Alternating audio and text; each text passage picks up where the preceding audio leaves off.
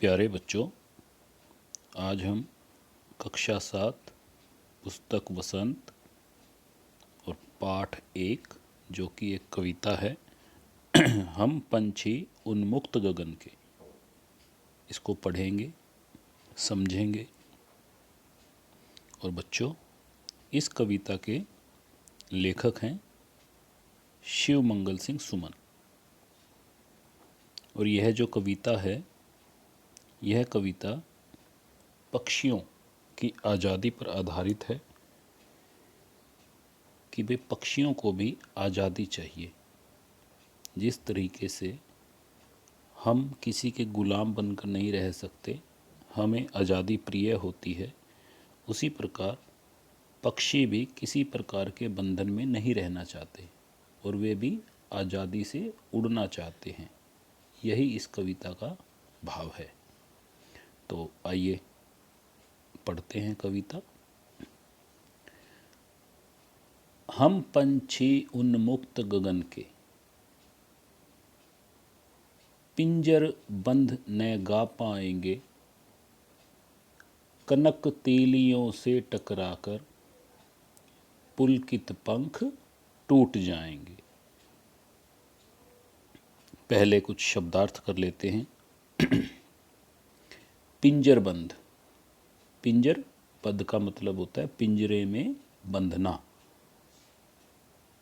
कनक, तीलियां, कनक का मतलब होता है सोना, तीलियां यानी कि दीवार, यानी कि जेल के जो सरिये होते हैं ना, सलाखें होती हैं, वो कनक, तीलियां। सोने की जंजीर बोल लो, सोने की जेल बोल लो। पुलकित, कोमल, प्यारे। तो कवि कहता है कि पक्षी कहते हैं कि हम उन्मुक्त गगन में रहने वाले पक्षी हैं। अगर हमें आप पिंजरे में बंद करोगे तो हम नहीं गा पाएंगे, क्योंकि जब हम आसमान में उड़ते हैं, खुले आसमान में उड़ते हैं, तो हम स्वच्छंद होते हैं, आज़ाद होते हैं और खुशीपूर्वक हम वहाँ पर गीत गाते हैं।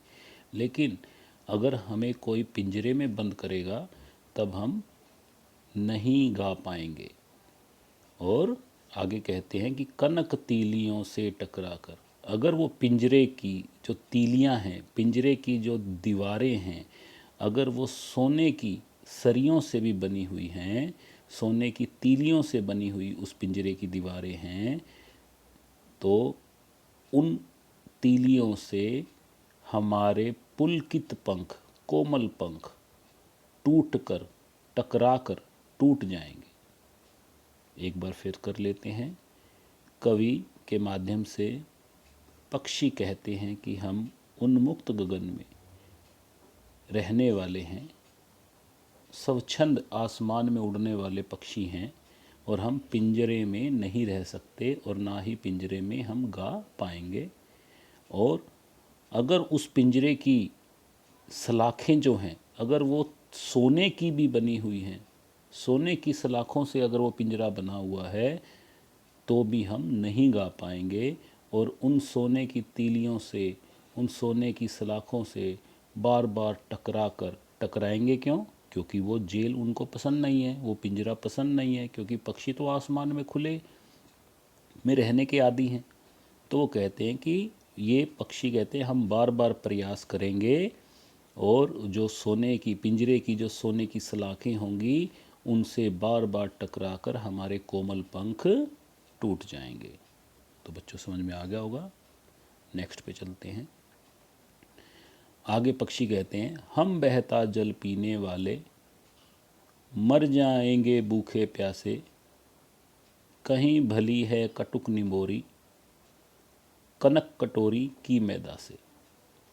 तो पक्षी कहते हैं कि हम बहता जल पीने वाले हैं, यानी कि हम तो जो नदी होती है ना, नदी, चलती नदी का पानी पीने वाले पक्षी हैं।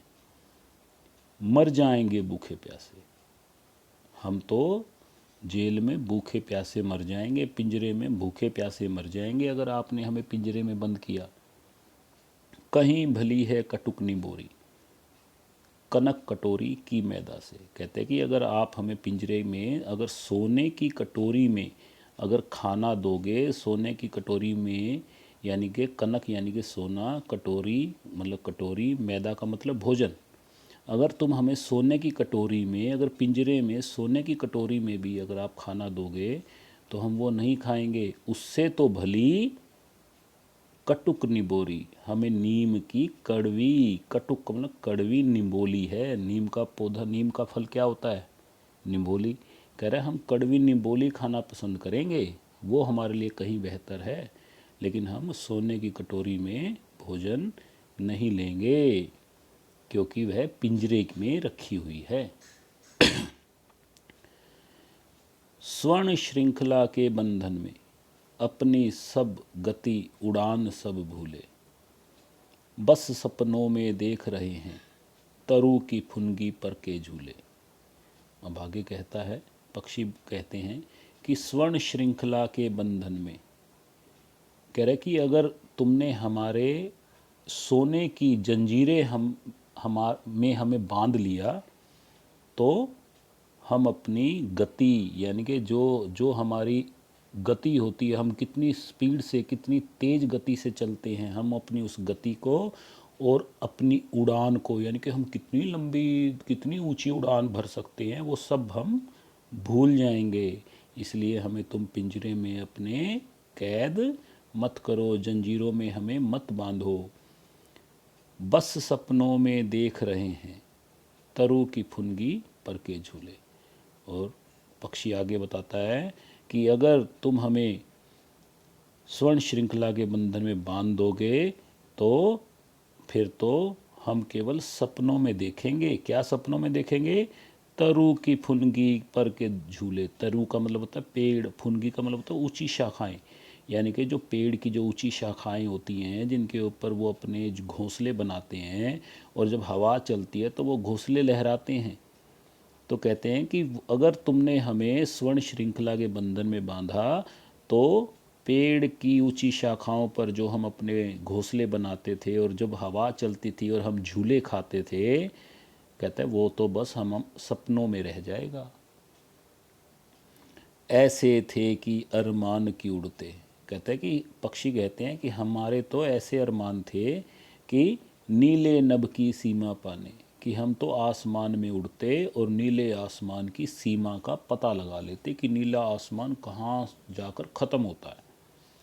लाल किरण सी चोच खोल, और कह रहा है कि जो हम अपनी लाल लाल चोचों को खोलते, जो कि लाल रंग की है, जैसे किरणें आती हैं ना, किरणें किरणें बड़ी तेज़ी से जगह को नाप लेती हैं, सूर्य किरणें, उसी तरह ये कहते हैं कि हम अपनी लाल किरण जैसी चोच को खोलकर चुगते, चुगने का मतलब जब पक्षी को दाना चुगता है तो समझ में आ गया ना, दाने को खाता है तो वो चुगना बोलते हैं।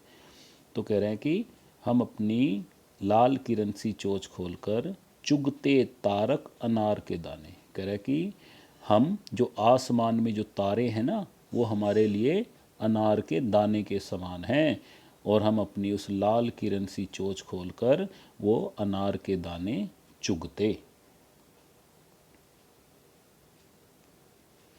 और आगे है, होती सीमाहीन क्षितिज से इन पंखों की होड़ा होड़ी, या तो क्षितिज मिलन बन जाता या तनती सांसों की डोरी। आगे पक्षी कहते हैं कि ये जो क्षितिज है ना, अब ये क्षितिज का मतलब समझ लीजिए। क्षितिज का मतलब होता है वह स्थान जहाँ पर आसमान और धरती मिलते हुए दिखाई देते हैं। देखिए, आसमान और धरती कभी मिलते नहीं हैं, केवल दूर से हमें प्रतीत ऐसे होता है कि दोनों मिल रहे हैं। तो अब पक्षी क्या होता है, पक्षी को नहीं पता कि ये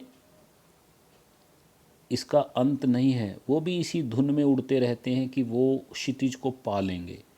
तो ये वही बता रहा है आगे कि पक्षी कहते हैं कि होती सीमाहीन क्षितिज से, कह रहा है कि जो क्षितिज है यानी कि धरती और आसमान के जो मिलने की जगह है का जो पॉइंट है, कह रहा है कि वहाँ तक जो कि सीमाहीन है, यानी कि वहाँ सीमाएं नहीं हैं।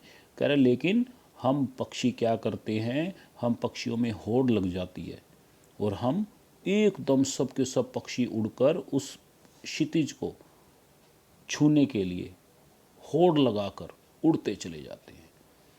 या तो क्षितिज मिलन मन जाता या तंती सांसों की डोरी। कहता है फिर तो या तो हम उस क्षितिज को ढूंढ लेंगे, जो कि क्षितिज वास्तव में एक काल्पनिक पॉइंट है, यानी कि क्षितिज वो पॉइंट है जहाँ पर धरती और आकाश मिलता हुआ प्रतीत होता है। परंतु यहाँ पर पक्षी कहते हैं कि या तो हम उस क्षितिज को ही ढूंढ लेते, यही नहीं तो हमारी सांसों की डोरी, यानी कि हम सांसों सांस हो जाते, हमें इतनी सांसें चढ़ जाती, लेकिन हम फिर भी अपना उड़ना नहीं भूलते और हम उस क्षितिज की तलाश में उड़ते ही रहते। अब आगे देखिए बच्चों, नीड न दो चाहे टहनी का।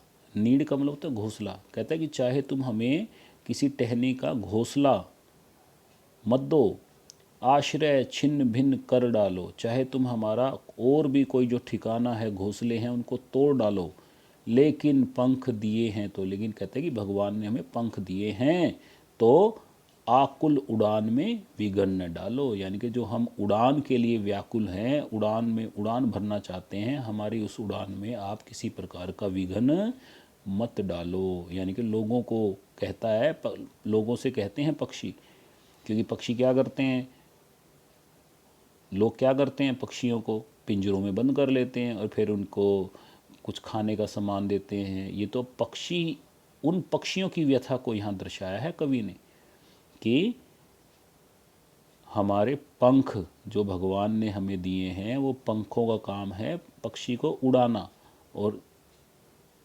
जब लोग उन्हें पिंजरों में बंद कर लेते हैं तो इससे क्या होता है, उनके उड़ने में विघन आ जाता है। और शिव मंगल सिंह सुमन पक्षियों के माध्यम से हमें यही संदेश देते हैं कि हमें पक्षियों को अपने घरों में कैद नहीं करना चाहिए, क्योंकि पक्षियों को भी आज़ादी प्रिय होती है। अगर कोई हमें आज़ादी ना दे, हमें अपना गुलाम बना ले, हमें पिंजरों में रखे, हमें मन मुताबिक कहीं आने जाने की छूट ना हो, तो वो तो चीज़ हमारे लिए जेल समान हो जाएगी, हम कैसे जी पाएंगे। उसी तरीके से शिव मंगल सिंह सुमन जी कहते हैं कि हमें भी पक्षियों को घरों में कैद नहीं करना चाहिए। तो अच्छा बच्चों, आशा है आपको यह पाठ का अनुवाद समझ में आ गया होगा।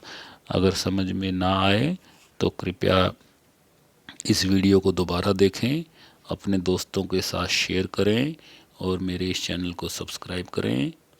धन्यवाद।